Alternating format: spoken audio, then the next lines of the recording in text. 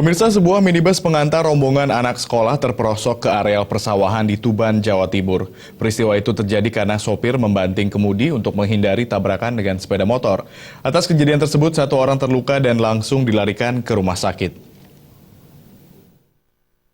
Kecelakaan ini terjadi di jalur alternatif Tuban-Lamongan, tepatnya di Desa Tegalsari, Kecamatan Widang, Kabupaten Tuban. Sebuah kendaraan minibus pengantar rombongan anak sekolah terjungkal masuk ke areal persawahan sedalam 2 meter di sisi jalan raya.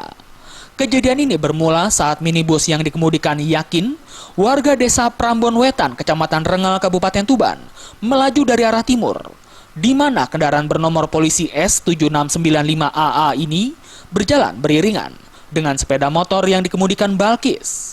Diduga sepeda motor mengalami selip, sehingga terjatuh untuk menghindari tabrakan.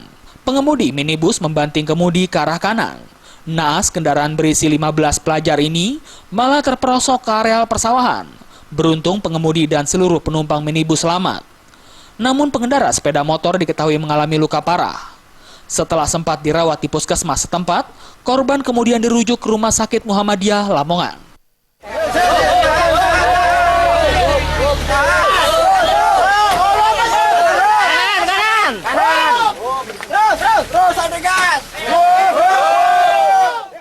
Gimana mas kecelakaannya mas?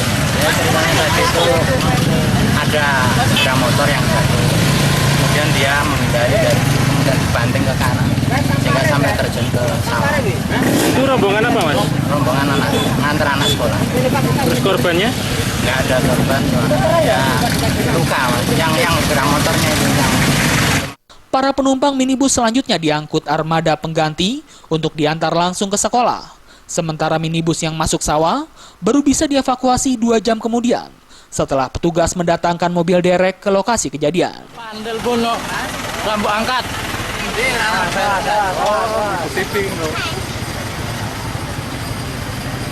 Dari Tuban, Jawa Timur, Sumali Malwapati.